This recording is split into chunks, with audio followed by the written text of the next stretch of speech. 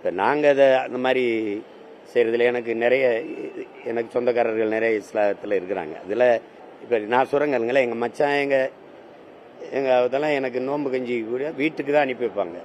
அவங்களுக்கு தெரியும் நான் அந்த ஒரு நாள் தொப்பியை போட்டு நான் வேடம் போடுற அது இல்லை. உங்களுக்கு ஒரு நாள் இஸ்லாமிய இல்லை. நான் என் மக்களின் உணவுக்கானவன் இல்லை, அவங்க உணர்வுக்கானவன், உரிமைக்கானவன், உயிரானவன். அதனால அந்த நெத்தியில திருநீரை வச்சுக்கிட்டு தொப்பியை போட்டு நோம்பு கஞ்சி குடிச்சாலாம் இருக்குது. காட்டவா?